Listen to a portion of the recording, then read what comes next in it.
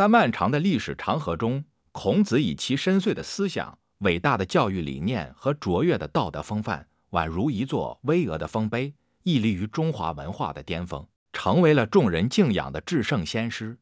然而，这位圣人的私人生活，尤其是他的婚姻状况，却犹如一层神秘的面纱，长久以来笼罩在历史的迷雾之中，鲜为人知。提及孔子的太太，恐怕绝大多数人都一脸茫然。作为记录孔子言行的经典之作《论语》，洋洋洒洒诸多篇章，竟无一字涉及他的妻子。从古至今，研究孔子的学者如繁星般众多，他们深入探究孔子的思想、学说、教育方法等各个方面，却鲜有人专门聚焦于他的婚姻生活，仿佛这位陪伴孔子走过人生一段旅程的女子从未在历史中存在过。但事实真的如此吗？答案显然是否定的。《论语》中明确记载了孔子教子和嫁女的事迹。孔子的儿子孔鲤在其成长过程中，孔子对他悉心教导，留下了许多为人传颂的典故，如不学诗，无以言；不学礼，无以立等，展现了孔子对子女教育的重视。此外，孔子也为女儿的终身大事操心，将其许配给合适之人。从这些记载不难推断，既然孔子有儿子和女儿，那么他必定有一位妻子，只是这位女子的身影在历史记载中被刻意淡化，亦或是因岁月的侵蚀而逐渐模糊。那么，究竟是怎样的一位女子，有幸与孔子组建家庭，共同孕育子女，相伴走过人生的风雨呢？人们对这位圣人背后的女性充满了好奇与向往，渴望揭开历史的尘封，探寻她的真实面貌。孔子的一生充满了坎坷与波折。他出生不久，父亲便撒手人寰，在他年仅17岁时，母亲也不幸离世。孔子虽有9个姐姐和1个哥哥，但他们皆为同父异母。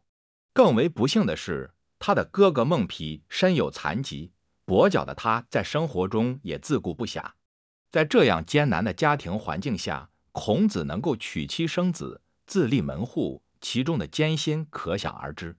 这不仅充分彰显了孔子自身品德高尚、言行俱佳，具备过人的魅力与能力，同时也从侧面反映出那位当初选择与他携手一生的姑娘，必定独具慧眼，胸怀宽广，敢于冲破世俗的偏见，在孔子尚未崭露头角、生活困窘之时，便坚定地站在他的身旁，给予他支持与陪伴。关于孔子妻子的身份信息，最早为我们提供线索的是三国时代的学者王肃。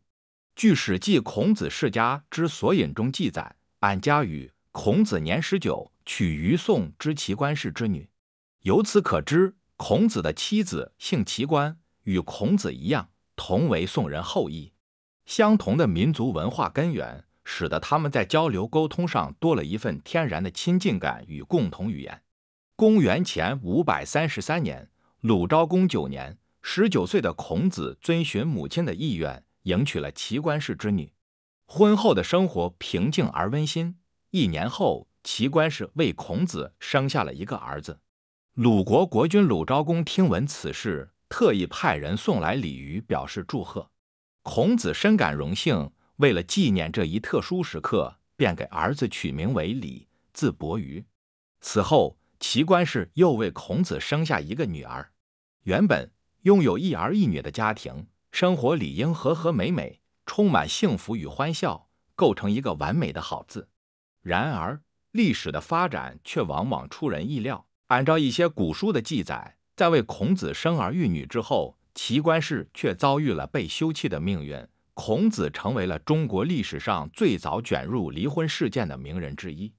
不过在那个时代，这种情况并不称为离婚，而是称作去妻、出妻，也曾用匹离来表述。这一事件犹如一颗投入平静湖面的巨石，在历史的长河中激起层层涟漪，引发了后人无尽的猜测与探讨。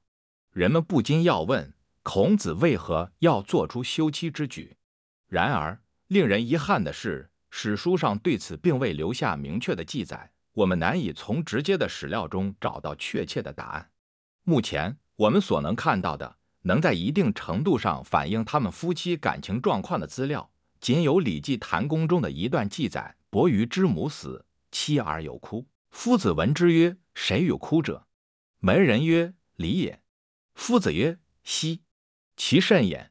伯鱼闻之，遂除之。这段文字描述的是孔子的儿子孔鲤在母亲去世1年之后，因思念母亲而伤心哭泣。孔子听闻后，却斥责孔鲤此举太过火了。从这简短的对话中，我们似乎能感受到孔子与齐官氏之间的夫妻感情略显淡薄，缺乏那种深厚的眷恋与不舍。更为惊人的是，《礼记·谈公》中还提到孔门3世初期，也就是说，孔子的儿子孔鲤以及孔子的孙子孔吉都经历了离婚的变故。这一现象无疑为孔子的婚姻增添了更多神秘而复杂的色彩，使得人们对孔子休妻的原因愈发好奇。关于孔子是否真的出妻，以及究竟是何种原因导致他做出这样的决定，在历史上一直存在着诸多争论。唐代的孔颖达在《礼记正义》中对这一争议进行了解释。他认为，当时孔鲤的母亲虽已被孔子休回娘家，但在他去世后的1周年之内，孔鲤作为儿子仍可为其守丧。然而1周年期满之后，按照当时的礼制，孔鲤便不应再哭泣。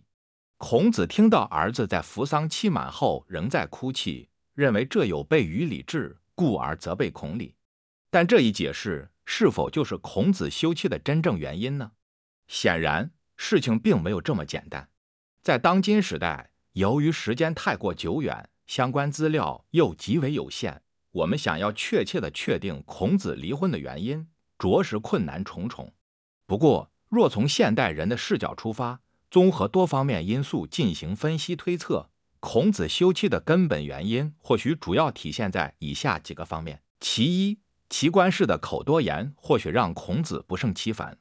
在古代，大德礼记中详细列出了出妻的律条和理由，其中提到妇人妻出，不顺父母，为其逆德也；无子，为其绝世也；淫，为其乱族也；妒，为其乱家也；有恶疾，为其不可与共滋盛也；口多言，为其离亲也；窃盗，为其反义也。对照这些标准，齐官氏很可能犯了口多言的毛病。多言几乎是许多女性的通病，表现为唠唠叨叨，不停地抱怨。在生活中，女人的唠叨往往让男人感到头疼不已。倘若唠叨的内容尚有道理，男人或许还能勉强听取，但若唠叨成为一种习惯，不分场合、不分缘由的喋喋不休，男人往往会选择充耳不闻。孔子是什么样的人呢？从现代的角度来看，孔子创办私立学校，门下弟子众多，在教育界和社会上都具有一定的影响力。想象一下，在孔子教导学生的过程中，没什么文化的齐官氏却在一旁口无遮拦地数落挖苦，比如嫌弃学生颜回拿来的肉太肥，抱怨学生子路送来的鸡太瘦，甚至嘲讽孔子靠教书讲学维持生计没出息等等。对于注重自身形象和声誉的孔子而言，这种情况是绝对无法忍受的。他深知言多必失的道理，而这样一个连自己丈夫的事业都敢随意讽刺挖苦的女人，实在让他难以继续容忍，心中难免产生留他何用的想法。其二，随着时间的推移，孔子与齐官氏之间的差距日益悬殊。在婚姻关系中，夫妻双方存在一定的差距本属正常，有时甚至能够相互取长补短，增进夫妻之间的感情。然而，当差距过大时，问题便会接踵而至。差距过大会导致夫妻之间逐渐失去共同语言，难以在精神层面产生共鸣，最终如同分道扬镳的鸟儿，渐行渐远。齐官氏出身农家，在孔子早期的生活中，他们的处境相差无几。孔子在30而立之前，生活也颇为艰难，他自己也曾坦诚地承认无少也见，故多能鄙视。他曾做过仓库保管员，替人管理过牧场等底层工作。那时，他们都处于社会底层，同为农民阶级，过着男耕女织的平淡生活，这种相似的生活经历反而使得他们的婚姻关系较为稳固。但是，随着孔子在教育和政治领域逐渐崭露头角，他的人生发生了翻天覆地的变化。孔子创办私学，广收门徒，他的思想和学说得到了越来越多的人的认可和尊崇，深受学生的爱戴和家长的欢迎。同时，他还积极参与政治活动，社会地位不断攀升。此时的孔子不必再为生计奔波，风吹雨淋，生活条件得到了极大的改善。更为重要的是，孔子在不断学习和思考的过程中，思想境界日益提升，追求的是更高层次的精神生活。然而，齐观世却未能跟上孔子的步伐，依旧停留在过去的生活模式中，思想僵化，不思进取，还沉浸在自己为孔子生儿育女便立下大功的想法里。用现代流行的话语来说，此时的孔子与齐观世之间，除了最基本的夫妻关系，在情感和精神层面已毫无共鸣，甚至到了后来，孔子对他的厌恶之情愈发强烈，连夫妻之间最基本的性也难以维持。其三，孔子与齐观世之间逐渐陷入无话可说的尴尬境地。在一段美满的婚姻关系中，夫妻之间本应是无话不谈，彼此分享生活中的喜怒哀乐。然而，当有一天，夫妻之间终于走到了无话可说的地步，那么这段婚姻无疑已经走到了崩溃的边缘。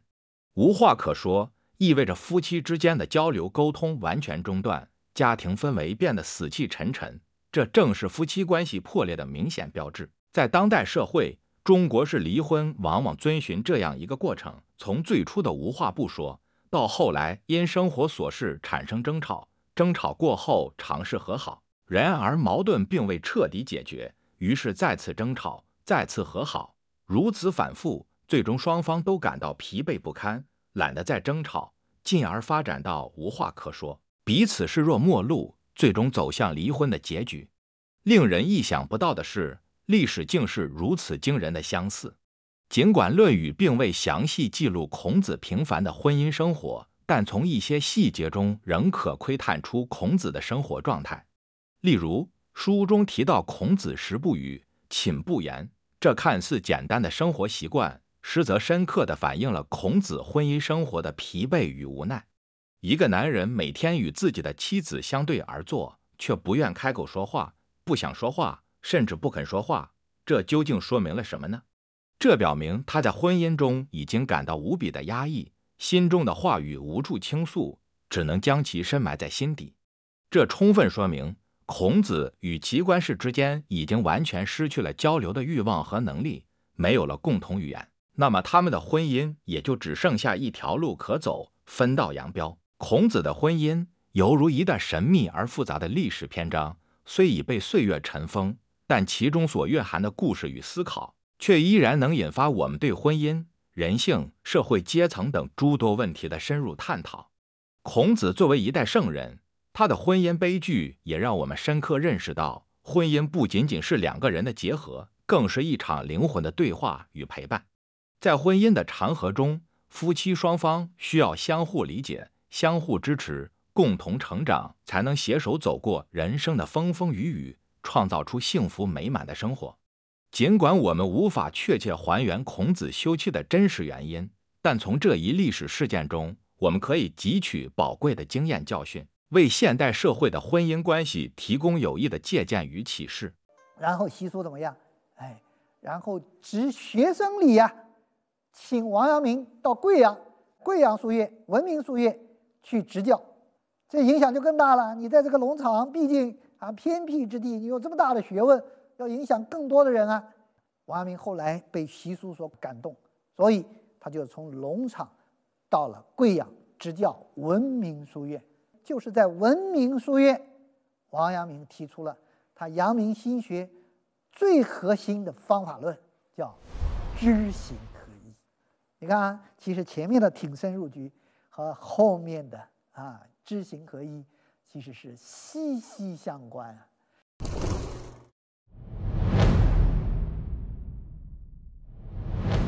王阳明总结出了知行合一之后，这个理论之后，特别高兴，自己也很兴奋。第一个告诉谁？就是徐爱、徐约人。然后他就写信告诉徐爱，徐爱那一年刚好要参加进士考试，很重要，对吧？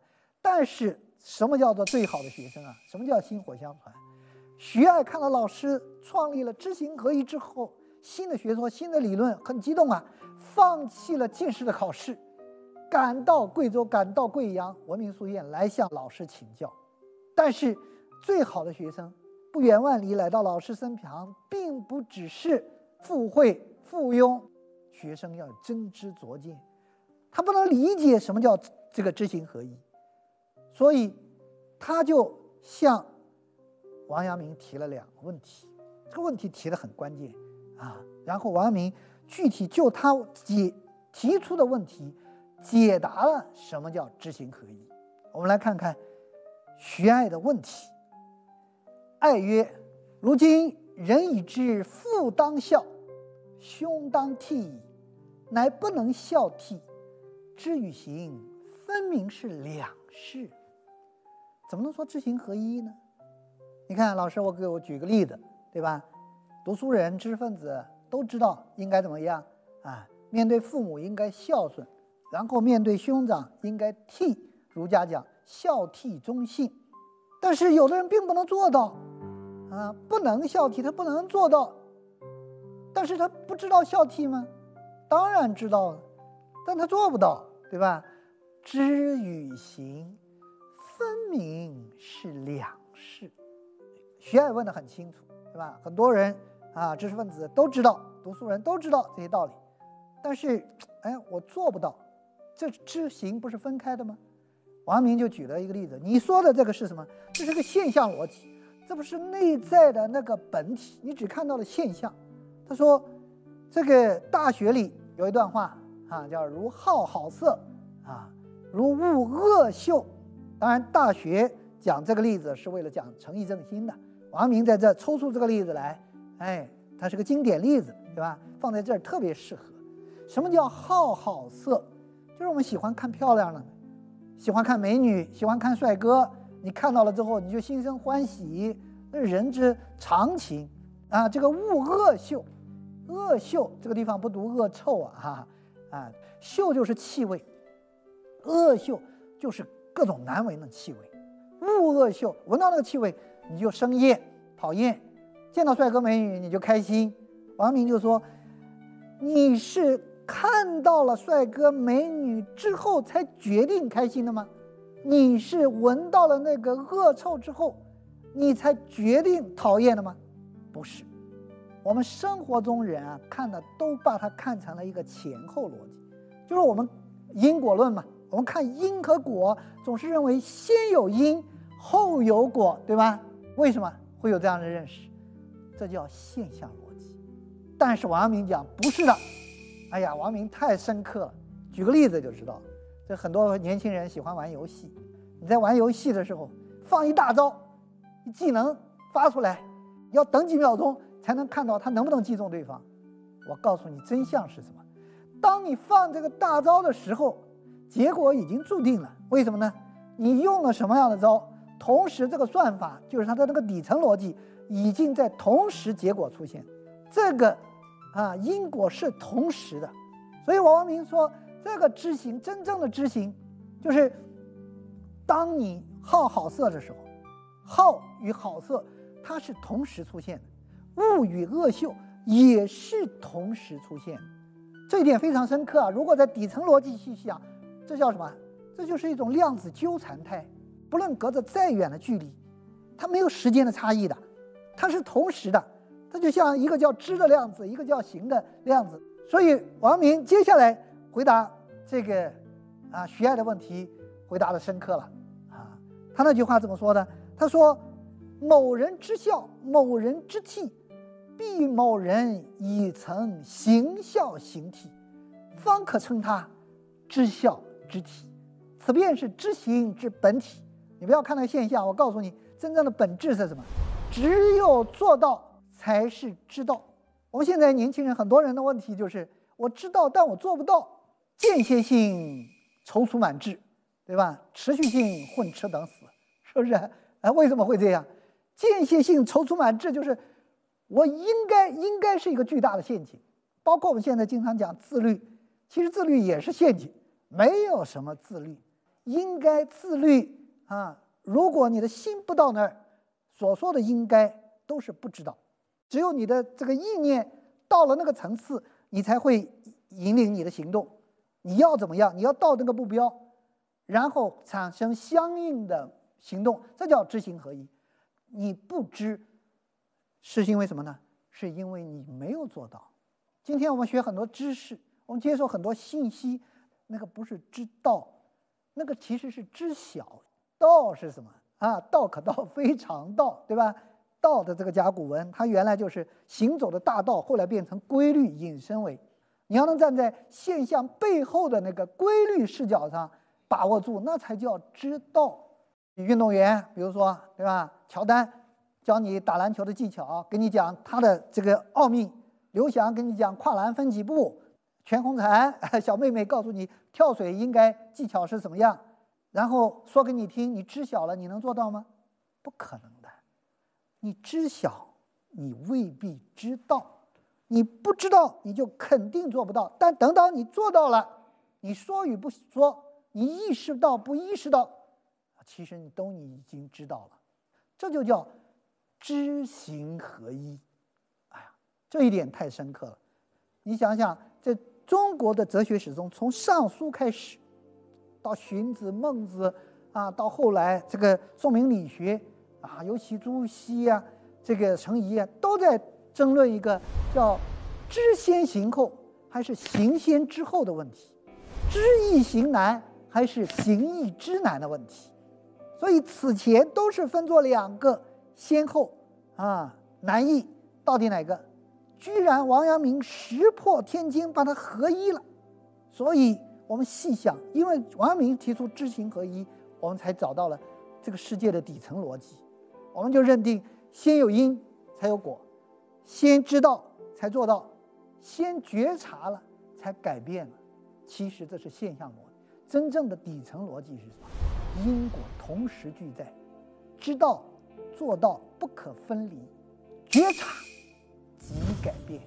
我们经常讲，对吧？大多数人是因为看见才相信，有少部分人真正开悟的人是因为相信才看见。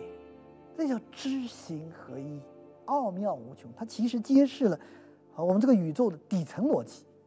那么徐爱就问了，既然知行是合一的，为什么我们的古圣先贤要把这个知行分开呢？其实真正的答案是因为没有人有王阳明这样的智慧。但是王阳明那是认为古圣先贤都比我们伟大然后他解答了。王阳明就说了，源于世间有两种人，两种最大的习性这个缺点是什么呢？曾国藩家训里头总结说，这个人最大的两个毛病其实就是从王阳明这里画来的，就说待人两字，非傲即惰。傲这种情绪，还有懒惰。傲是情绪左右，茫茫然去做，全部思维省察，明行妄做，这一类人就属于傲了，也是没脑子的，情绪控制了大脑我们经常说情绪失控。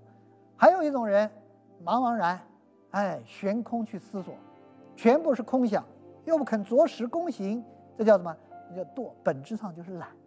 因为有这两大陋习，致命的缺点古人又把知行分开强调我们去修炼我们的某一方面，这是不得已而为之之教。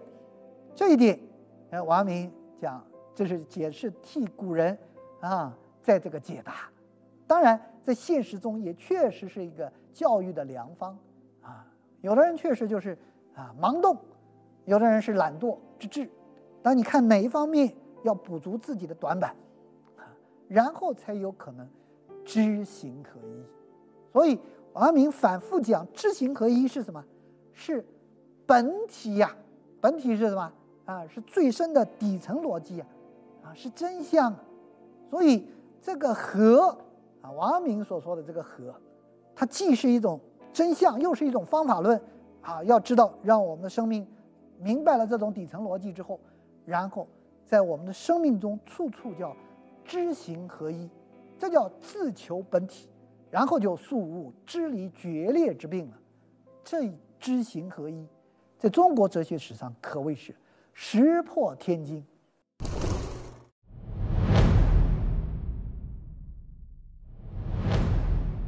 这个合与分，说老实话人类的文明史就像《三国演义》开篇说的：“天下大事，分久必合，合久必分。”不过就是分分合合。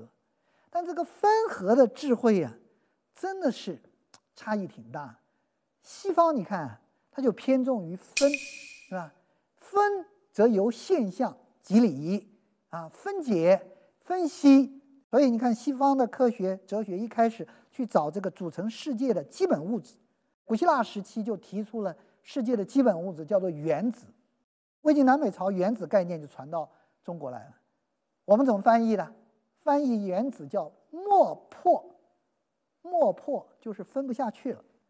分解分析，分很重要，分其实导致了科学的出现，但是呢这个分也导致了西方文明，我们说它空间扩张型文明。空间扩张型文明讲究掠夺、扩张、占有资源，用暴力的手段去占有资源。怎么更容易去暴力的手段占有资源呢？把对性怎么打击？分化、瓦解，这就叫降维打击，分而治之。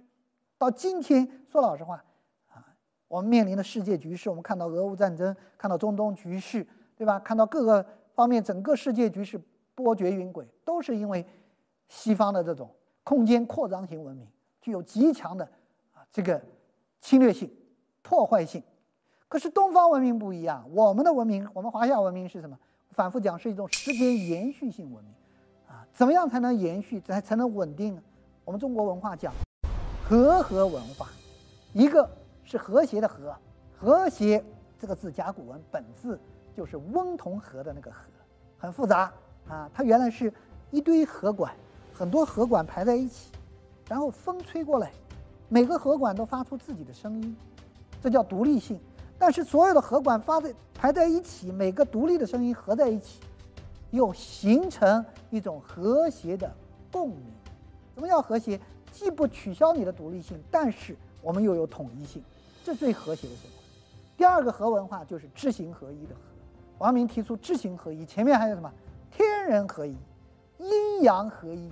这一合，认识论、实践论当成一合，它就产生了一种什么呢？物理学原来有个概念，现在这社会学上很流行，叫涌现。这个涌现其实是一种升维，然后就导致知行合一，其实就是可以导致哲学上的升维，本质上就是升维，就是一种提升，就是一种涌现。所以它讲究一体性，它讲究统一性，它讲究融合。人类的命运到今天已经岌岌可危了。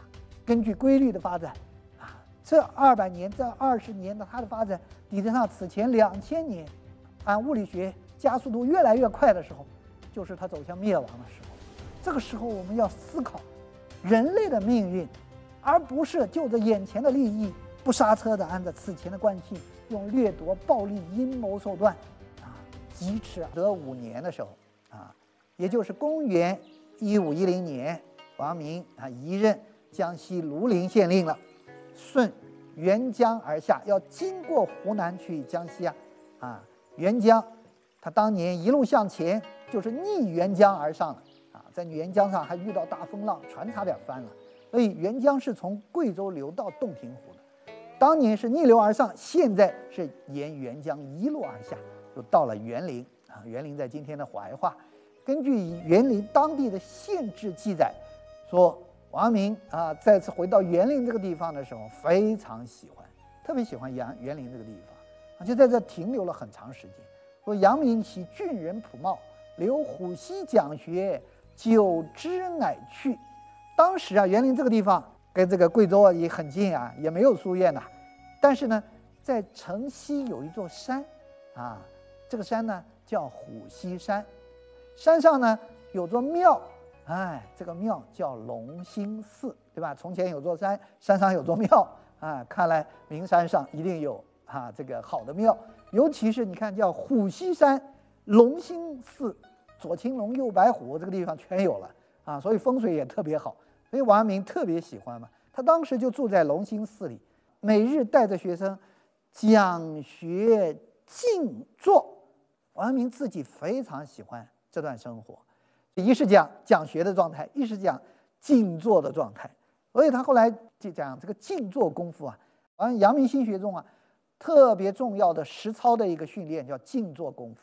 所以这个他离开园林之后，就给当时在陈州的学生，园林古代叫陈州嘛，又给这些学生寄书写信，说前在寺中所云静坐事啊，我和你们一起静坐，对吧？哎，我想想要交代你们一下，非欲坐禅入定也。你看啊，所以我们上一讲节反复辨析，阳明心学和禅学和狂禅不是那么一回事。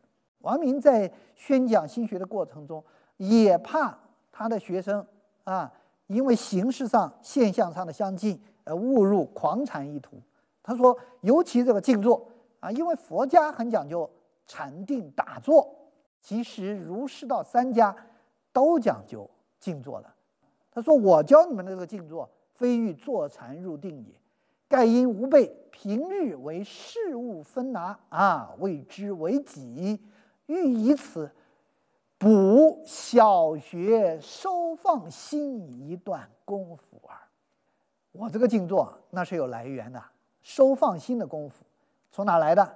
明道云：才学便须知有用力处，既学便须知有得力处。明道就是陈浩陈浩和他弟弟不一样，他弟弟非常古板陈浩非常灵活的其实陆九渊的心学向陈浩学习很多。明道说要回到孟子那个地方要收放心，怎么样？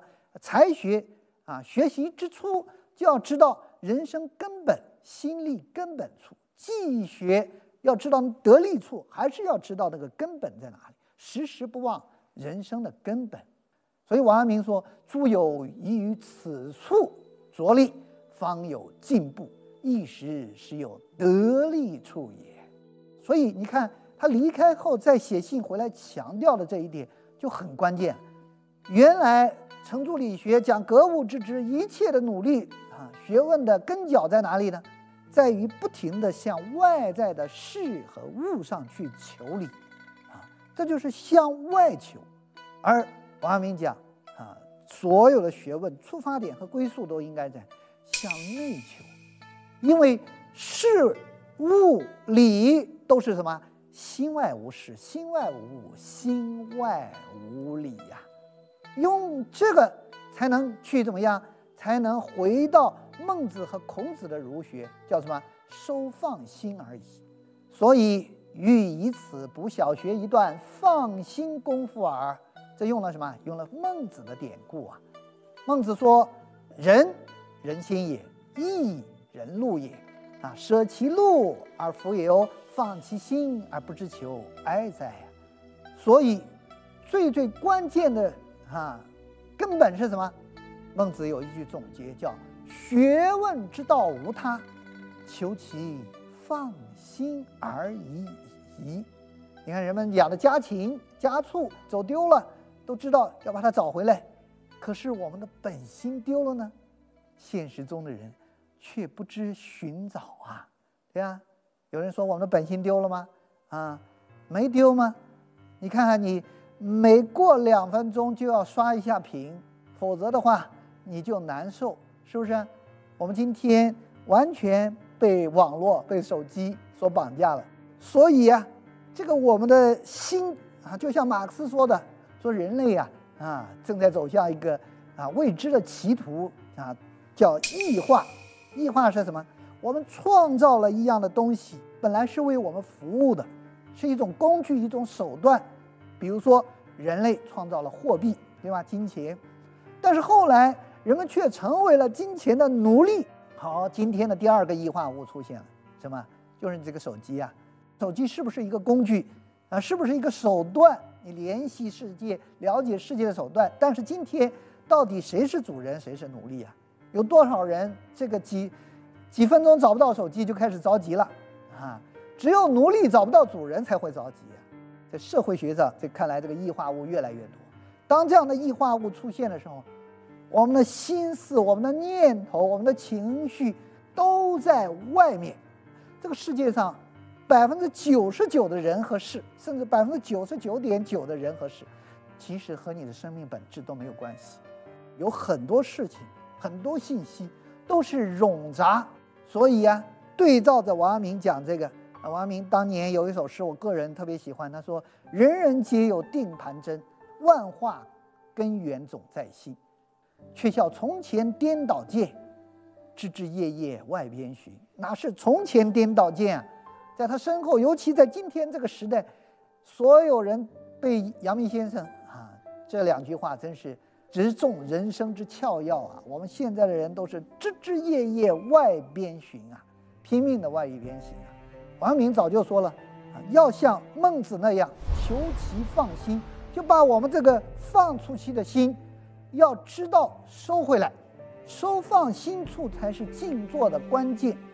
要知道心学的静坐和佛家的静坐绝不是一回事。佛家的静坐呢，坐到后面往往叫做枯禅，在外不着相，在内是不动心的啊。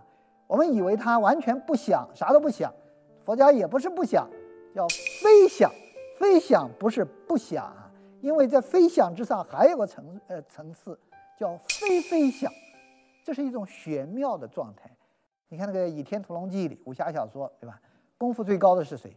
要么是这个少林寺里的那个扫地僧，对吧？但是还有一类僧叫什么？少林寺里的就是枯禅僧。枯禅僧的那个代表就是渡恶、渡劫、渡难啊，师兄弟3个人坐在后山那个地洞里头，从来不出来。到最后，你看，不仅困住了谢逊，连张无忌后来那个乾坤大挪移啊、九阳神功，功夫那么高啊，也打不过这3个人，可见他们功夫是最高的。但是我读《倚天屠龙记》，后来突然想到一个问题啊，既然这3个老和尚功夫那么高啊，那当年赵敏带着人去灭少林寺的时候，把少林寺全寺的僧众全都掳走了。这时候功夫那么高的3个老和尚在哪儿呢？不知道啊，我小说里头没提到，但他们就从头到尾就没出现，说明连少林寺都被人灭了，做枯禅的和尚啊，却丝毫不知。这种也叫绝顶功夫了，自己家都被人窝都端了啊，他完全不知道啊，这个功夫也是没谁了。所以儒家讲达则兼济天下，所有的修行最后还是要为这个天下，为往圣继绝学，为万世开太平的。所以这个完全所谓的4大绝空啊，所谓的与世隔绝出世，儒家绝不认可这样的坐枯禅。所以你看后来这个儒家的信徒王阳明，后来的信徒曾国藩啊，我们说晚清实学，对吧？他也喜欢静坐，而且是每临困厄之际，便以静坐自抒其心啊。所以每临困厄之时，这一点就很重要。心学主张平常也要静坐的，但是在人生困顿的时候，静坐尤其有效果。当然到了晚明的时候，还是有很多人把王阳明的静坐和佛家的坐枯禅混为一谈的。所以后来顾炎武就说，明代之所以亡，根本原因就是因为以明心见性之空言，代修己治人之实学。心学儒家的静坐是一种实学，但是所谓的坐枯禅、明心见性之空言，到后面替代了修己治人之实学，这就导致了整个时代滑向了一个无可挽回的深渊。所以王阳明心学的静坐的根本，求其放心是什么？先回到内心的根本之处。我们的器官向外获取信息，我们的本能，所有的情绪、情感、思维活动都是向外的。但越是这样，越要学会意识到我们内在还有一个更大的世界。其实身体只是一道门而已，我们的身体是一道门，连通的是什么？内外的两个世界啊。我们看到的这个世界是外部的世界，但内在其实有一个更大的世界。所以你要学会看内心的那个世界，回到内心的那个世界里去。心上学啊，是在外边的世界里头，所有反馈的信息都要回到内心去印证。把你的内心修好了之后啊，心上的所有的污垢就如明镜一般去除到之后，再映照到事物上，那就好办了啊。其实是儒家最早讲究静坐的，比佛家和道家还早。当年尧舜禹，对吧？尧传给舜，舜传给禹啊，有所谓这个大禹谟16字心法，叫什么呢？人心为微，道心为微啊，为精为一，允直觉宗。这其实就是儒家静坐时候的心法。人心为微，微是什么？微的这个甲骨文的原意是人站在悬崖边，一只脚已经站出去了。所以你看着这个世界，对吧？然后你内心啊念头啊风起云涌啊，恐惧、紧张各种情绪开始涌现出来。而道心为微呢？啊，那个道心就是理啊，就那个天理，就是心即理的那个理啊，它是恒一的，哎，它是大道至简的。所以你能够静坐的时候，就要回到什么？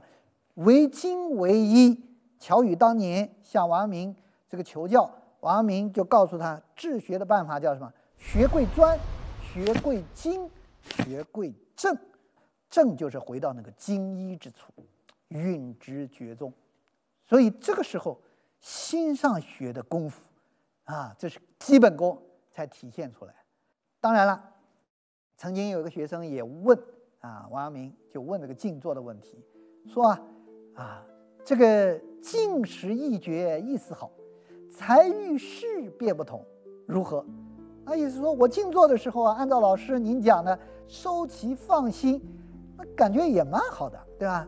但是一碰到事儿就不行了啊，就跟那个县令的学生讲的一样啊，纷繁复杂的那么多事儿怎么办？王阳明一笑说，是徒之静养而不用克己功夫也，如此临事便要倾倒，人须在事上磨，方能立得住，方能静一定，动一定。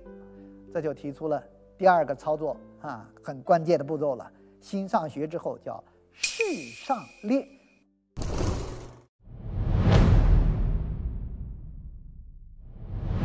王阳明几次啊，有说事上磨，有说事上练，而且最早的时候是用的火字旁的那个练。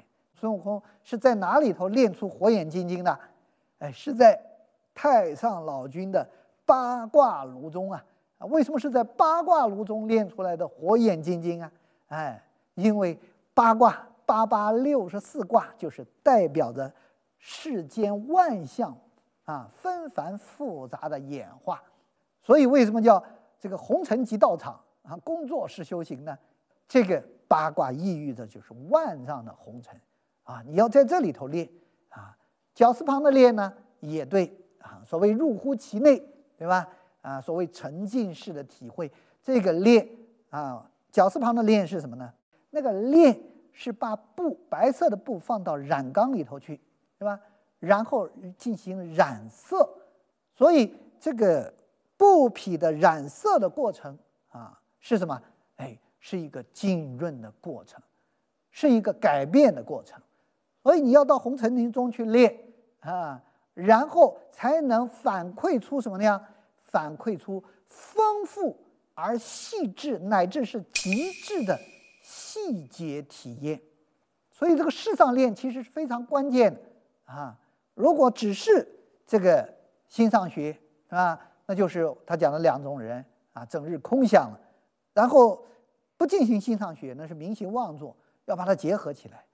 所以这个事上练，你有没有发现和朱熹的格物致知有相似的地方？所以王阳明并不反对格物致知，格物致知也是事上练的一种方式向外，但是它只是一个过程。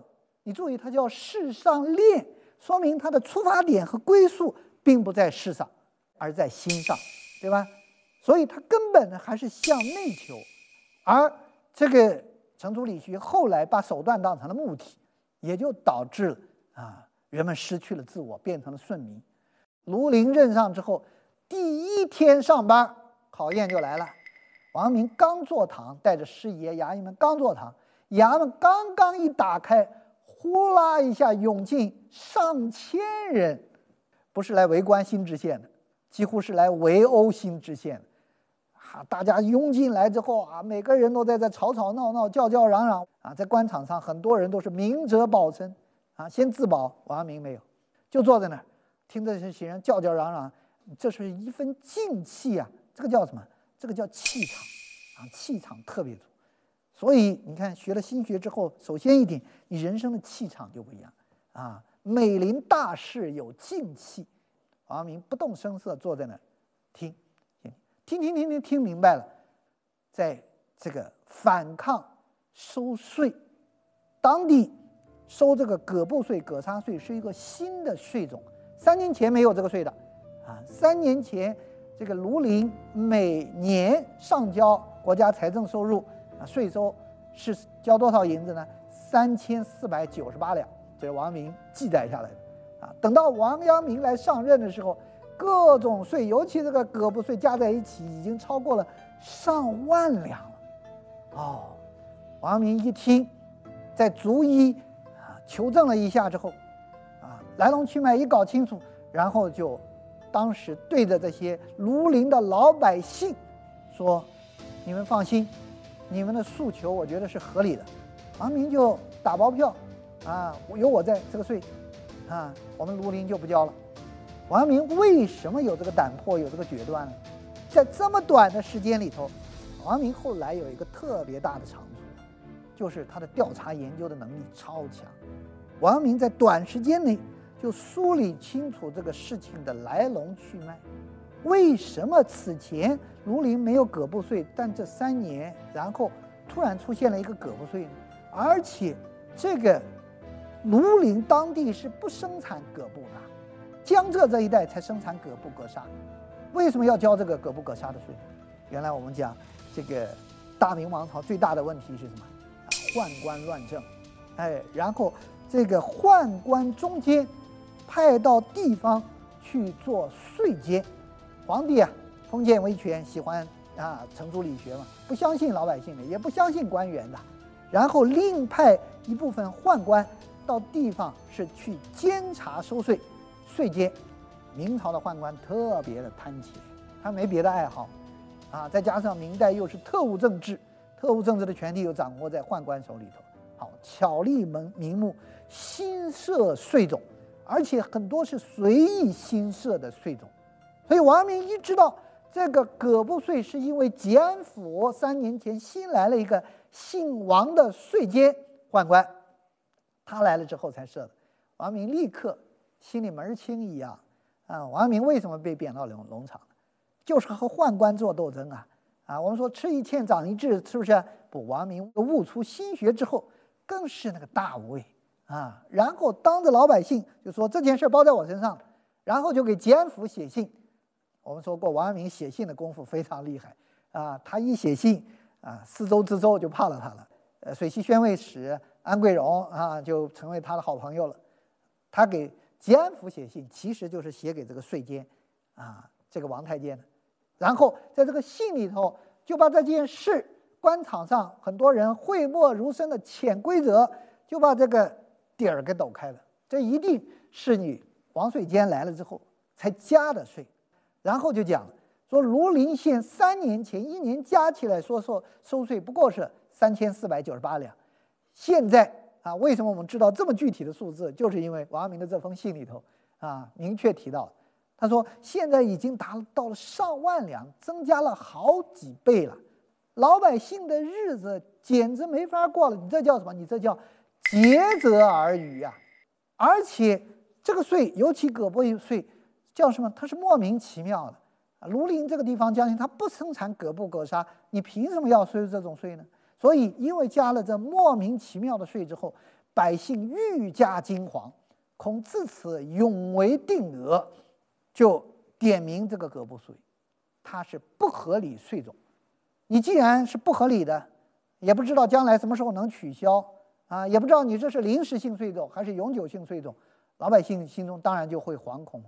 这样的话就会疑患无穷，产生的恶果是什么呢？民产以穷，征求未息，况有旱灾相仍，极易大作。彼象连春，多至河门而死，骨肉奔散，不相顾了，幸而生者，又为征求所迫。弱者逃窜流离，强者群聚为盗，攻劫乡村，日无虚息。哎呀，王阳明这个文章写起来，笔下千钧之力啊！他说这个庐陵这个时候又正逢旱灾，还有流行的瘟疫又起来，老百姓收成本身就不好啊，原来这个税就很重，再如此压榨民力，老百姓流离失所不算，接下来我告诉你会酿成大祸。所以这是在提醒王太监了，说你在这儿干这件事，你也要为当地负责的。你天天在吉安府花天酒地，这些事情你知道吗？老百姓现在已经到了官逼民反的边缘了，庐陵已经被压榨的不成样子了。王阳明所说的这些形容，强调的是什么？老百姓要造反了啊，要到了这个起义的边缘了。先是气势万钧，接下来要动之以情了，晓之以理，然后动之以情，说了一番硬的话，然后再来软的。人心都是肉长的，对吧？虽然这个你是个宦官，但你也有爹也有妈老百姓就是我们的父母，对不对？你把老百姓逼到这样的这个地步，于心何忍呢？是吧？所以你得仁慈。你虽然是个宦官，但其实你应该有一颗仁慈之心的所以王阳明后来的这个学问到致良知上其实前面的积淀也都有。他认为每个人身上其实都有一颗良知之心